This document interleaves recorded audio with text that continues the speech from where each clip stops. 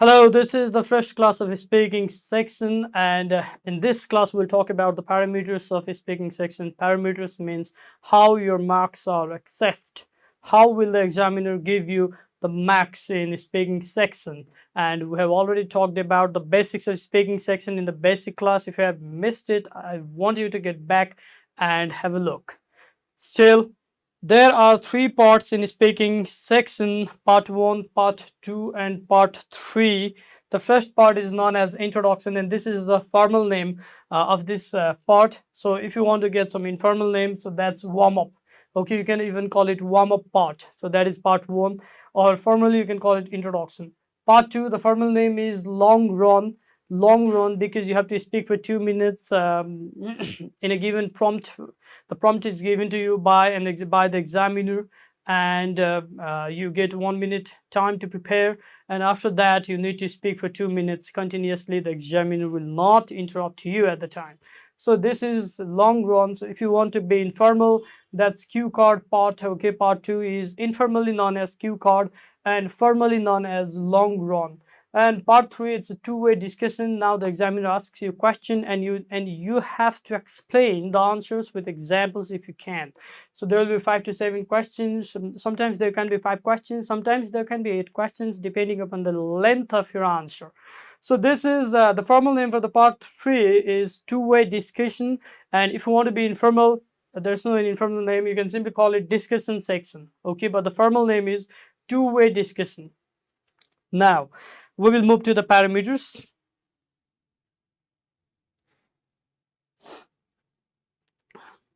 So parameters means what thing does the examiner check while he or she is to give you the marks. Okay, so what does the Cambridge examiners, IELTS examiners check in your speaking? So they check 4 things. The first one is fluency and coherence. Fluency and coherence. The second one is lexical resource. The third one is grammar, and the fourth one is pronunciation.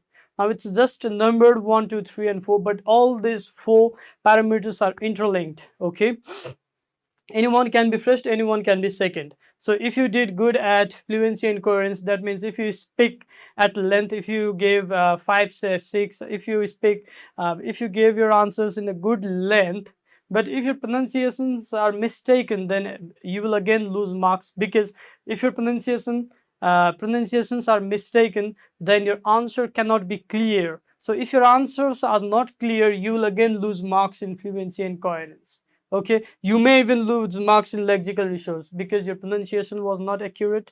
The examiner was not able to catch your pronunciation. Let's first talk about fluency and coherence. Let's understand exactly what it is. Fluency and coherence. Fluency and coherence. So this means speak at length. For part 1, you need to give answers in 2 to 3 to 4 sentences. For example, if the examiner asks you, do you like to read books? And if you answer yes, so this is not going to be your speaking test, right? Now there are some students who are very smart, and the examiner asks them, do you like reading books? And then the student thinks, yes is a very common word, I should come up with something extra. And then the student answers, definitely. Now this is not your speaking test again. If you answer in one word, if you answer in one phrase, then the examiner cannot evaluate your speaking. So you will lose your marks. That's why you need to speak at length. So speaking at length means in the first part you need to speak for 3 to 4 sentences, 2 to 4 sentences. Let's say you can speak in 2 sentences if your sentences are complex sentence. But if you are speaking in simple sentences, then you need to go to 3 sentences or 4 sentences. Okay. For part 2, you need to speak for 2 minutes. They say you need to speak for 1 minute to 2 minutes, but it's better if you speak for 2 minutes. So speaking at length means speaking, fulfilling the criteria, fulfilling the length of all those parts. In part 3, you need to explain your answer. Now in part 3, you cannot simply answer in 2 to 3 sentences. You need to explain your answer with certain examples. Okay. And the next one is occasional self-correction is okay. So these IELTS people are very kind. They do not simply quarter marks because you made some errors. but it says occasional self-correction. Okay, occasional self-correction. You can correct yourself again, but it should be occasional. It should not be frequent. Now, next one is content related hesitation is okay. I've heard somewhere that in speaking you should not hesitate. Yes, you can hesitate because speaking, the main aim of speaking section is to make you speak like a native, right? So we find that certain native peoples are almost all of the native peoples hesitate when they speak, but the hesitation is content related hesitation. So there are two types of hesitation in communication. The first one is language related, and the next one is content related. For example, if the examiner asks you, what sort of food do you like to eat? What sort of food do you like to eat? And then if you answer, I like momo. I also like. So this is a language related hesitation. Okay, but content related hesitation can be well. I'm quite fond of Italian foods. For example, pizza, pasta, but along with that, I also love certain local Nepali foods. So in this case, what did we do? Well, and we are searching for the content here. Okay, we didn't say, well, I am pizza. See, this language related hesitation reduces your marks, but content related hesitations do not. Okay, so if you are going to speak, you can check some pauses, 1 or 2 seconds pauses before you speak, but while you speak, do not repeat the words that you have already spoken. Now we will go to the next one, and that is should not break fluency. So if there is any hesitation, your fluency gets broken. Okay, so what is fluency? Fluency doesn't mean you need to speak like a foreigner. IELTS speaking parameters don't say that you need to copy the accent from the foreigners. You can speak in your own accent, you just need to match pronunciation. So this is pronunciation. I will be talking about pronunciation in second class. I want you to watch that class quite attentively and quite carefully, because it's very important that you know all the factors, all the aspects of pronunciation. Okay, let's go to another one. Use connectives and linking words. Use connectives and linking words. Now let's say the examiner asks you, do you like pets? Do you like pets? You can say, I love different kinds of animals, especially domestic animals. However, I do not have any pets. So what did we do here? You like different sorts of animals, however, you do not have any pets. Okay, those two sentences were contrasting. That's why you added those sentences with however. The examiner can ask you, what sort of animals do you like? You may answer, I like different wild animals such as lions and tigers. Apart from that, I'm also fond of domestic animals like dogs and rabbits. So what did you do here? You told them that you like lions and tigers, but except that you also like dogs and rabbits. So you linked those two sentences with apart from that. Okay, so these words, however, apart from that, furthermore, I would like to say, see, these are the linking phrases, these are the linking words, however, apart from that. Okay, then there are different words, although, while. These are the contrasting connectors. We have talked about this in writing text 2 as well, right? Okay, you know what a connective is, and connectives and linking words are the same thing. Okay, they are not different, they are the same thing. Connectives, linking words, cohesive devices, these three means the same thing. Let's go to another one. Develop topics. Okay, example, describe a person. Now this is very important, and this is important especially in part 2. For example, in part 2 there can be a question, describe a person you like. So you need to describe a person for 2 minutes. So your answer should be organized.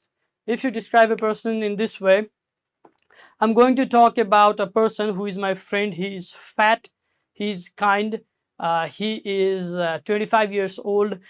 His name is Mr. X. So now this is not organized because first of all there should have been a name, and after that other features, right? And after that you could have talked about events. All these answers should be developed, should be organized, right? You go to the restaurant and then you eat pizza. But what if I say, I eat pizza, I go to the restaurant? Now, these two sentences are not organized because at first I go to the restaurant and after that I eat pizza.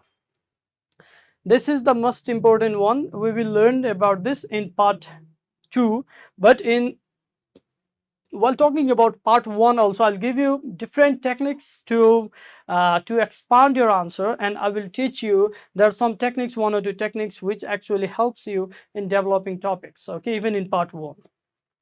Now we will go to the next one, and that is lexical resource. First thing that you need to understand is lexical resource means vocabularies, and they are vocabs, that's words that you need to use. You should not repeat the same word again and again unless it's a technical word or a proper name. And lexical resource means the use of right word in the right place. Okay, so we have a habit of googling different synonyms and we use random synonyms. We go to Google, youtube.com, and we watch videos like top 10 words that must be used in speaking section, and we just learn those words and try to throw it out in our speaking session. Never do that. Never use any cliches. Cliches means over repeated words. For example, students say every coin has 2 sides. See, words, phrases like this. These phrases are cliche words. They do not work to increase your marks. Okay. So the first thing about lexical resource is range and flexibility. So range of your vocabulary means how much words do you know and how much words can you apply in the right context. That is the range. And flexibility means using the word in different context. Okay.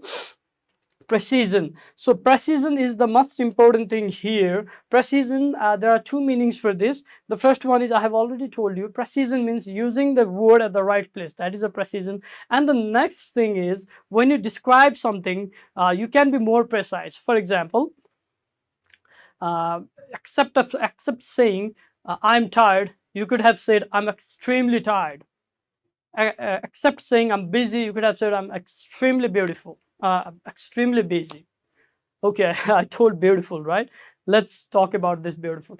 When you're talking about a place, except of saying I went and saw a mountain, you could have said I went to see a beautiful mountain, right? See, these are those words, those adjectives that you can use to make your sentences, to make your answers more precise.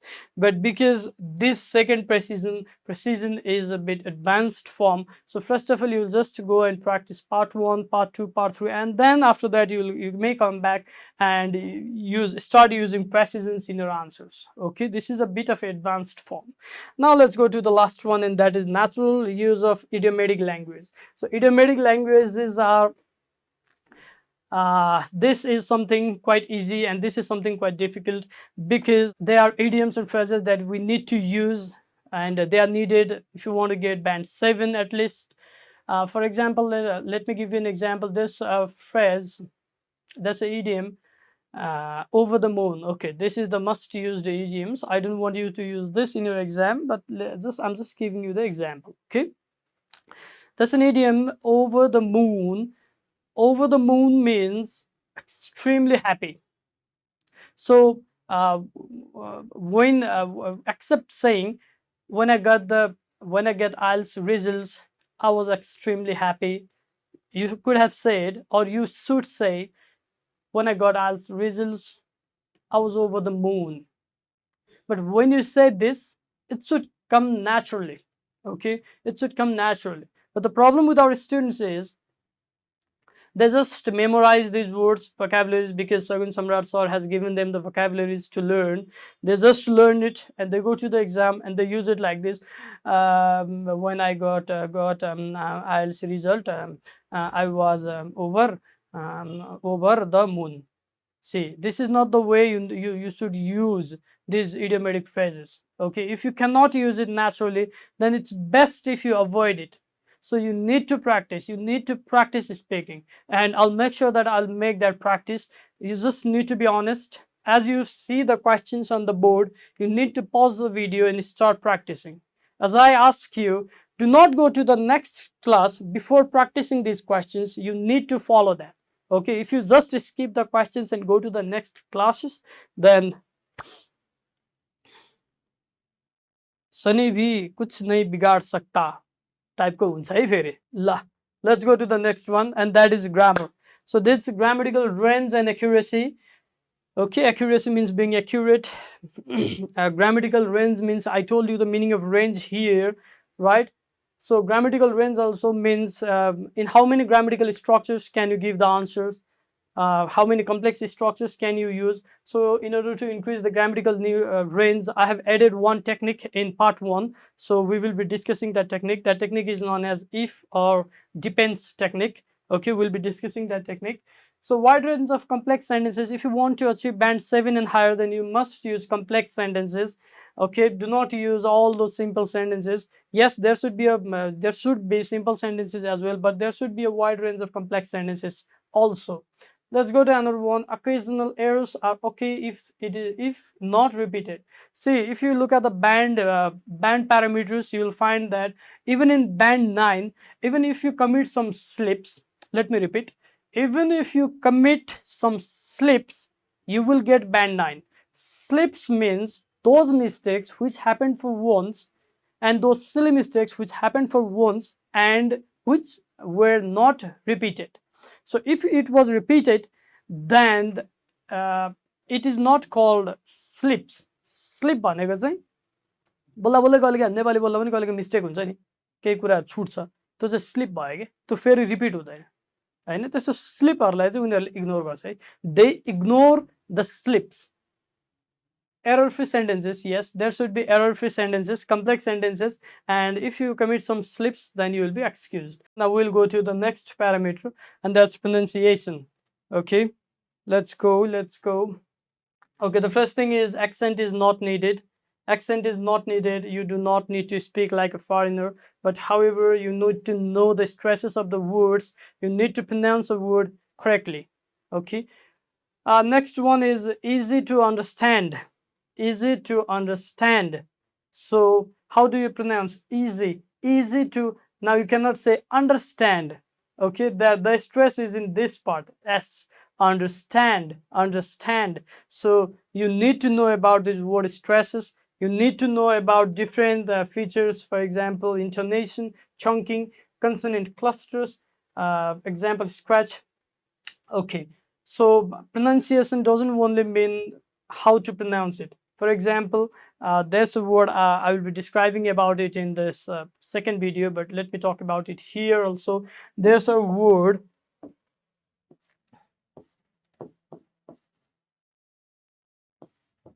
you know how to pronounce this, right? This is idea. The first thing is, this is not idea. There's no any yeah. This idea, idea, and D and I. The mix of D and becomes idea.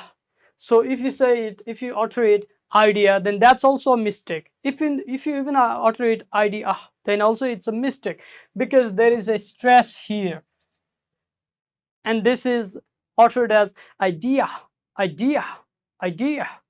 Okay, so there's a stress. Now you need to understand about stress. In the next video, I'll be talking about some of the stress rules, and this is done with practice. You need to practice time and again, and I'm also giving you a website where you can practice stress and syllables, right? So consonant clusters. So there are some, I have seen some students pronouncing the word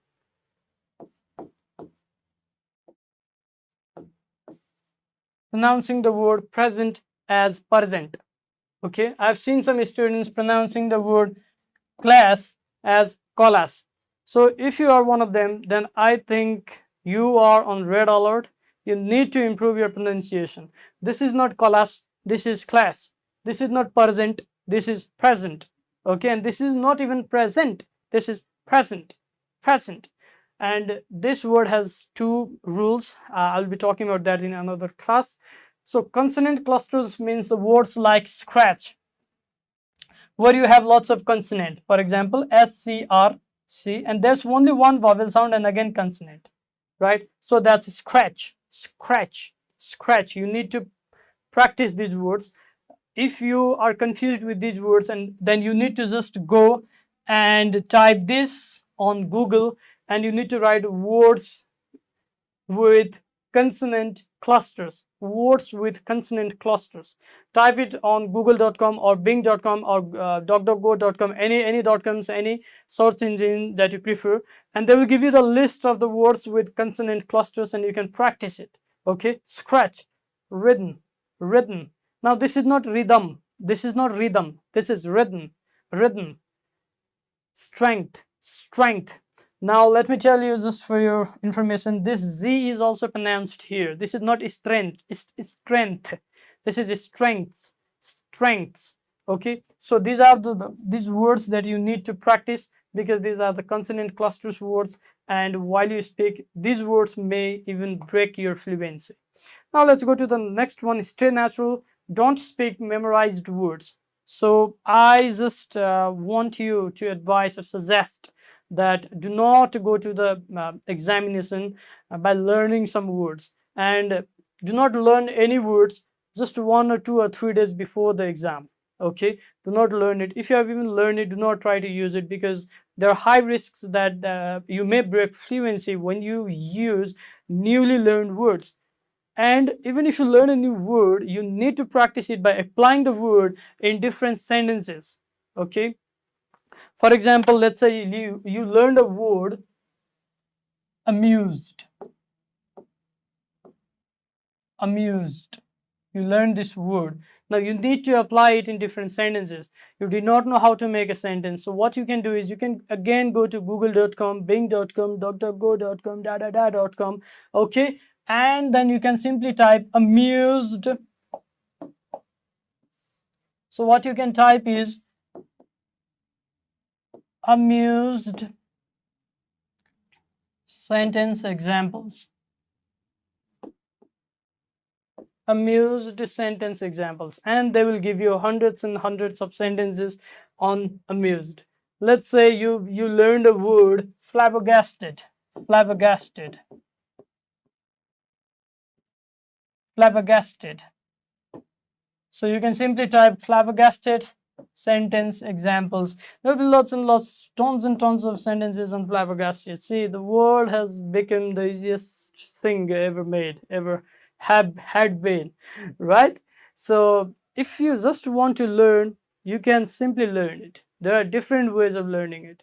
You should have that dedication, that what do we say, zeal of learning new things. So this is all about pronunciation. Now, while the examiner checks your speaking, what does he do is he focuses on all these parameters, and I've already showed you the band descriptor of writing task 1 and 2. This is exactly the same. They'll simply go to the fluency and coherence at first. This coherence means clarity, okay? This is means clarity. Did I say you that before? No? Okay, this is clarity. So they will listen to your speaking test. Your test is recorded. It is heard by Cambridge. So you may be thinking that the examiner simply gives you the marks and send you home, but that's not the case. Okay, your speaking, your audio will be listened by those Cambridge people. So they will listen to your test, and they will mark you in terms of fluency. Let's say they marked you 7 here, they marked you 6 here, they marked you 7 here, and they marked you 8 here. So that's 28 total. So we do not have 28 band score in IELTS. That's why they take the average of all these 4 parameters, and there comes 7. Okay, let's begin from here. So the average was 28 7, 28 by, so what was it, 28 by 4. So the average was band score 7.0. Okay, you have the band score of 7.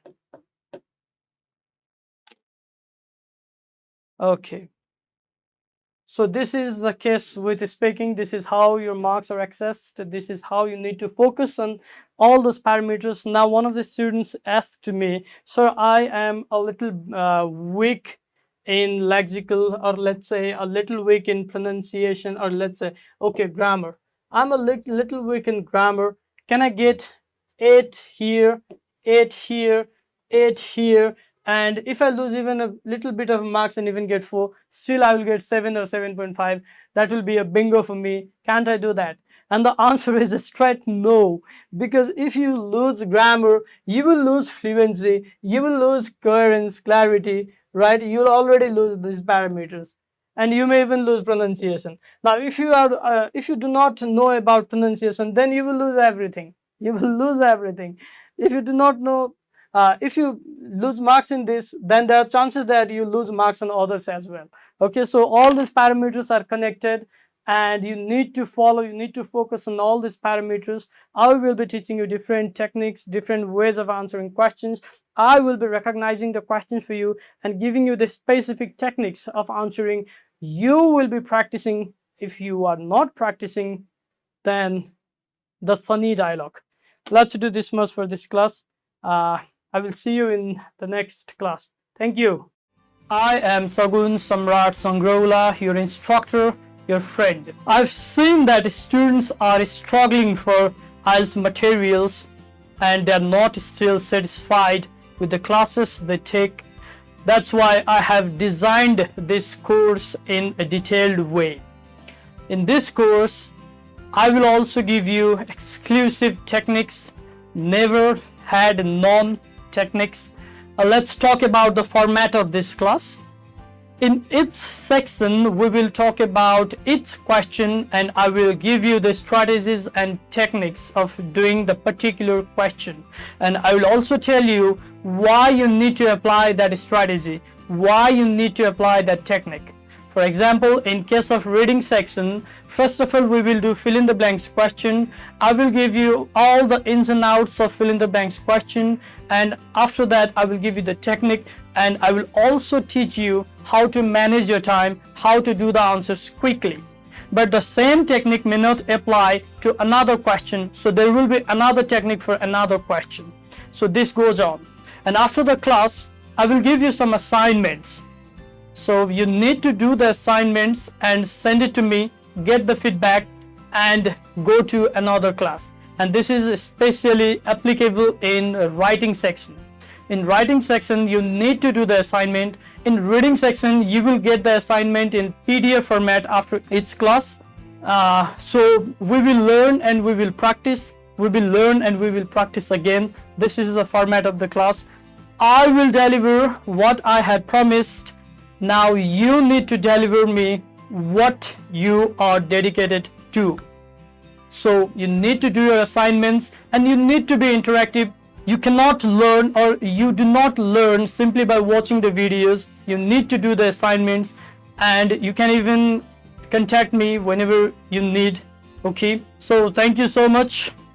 Enjoy the course, enjoy IELTS. Happy IELTS.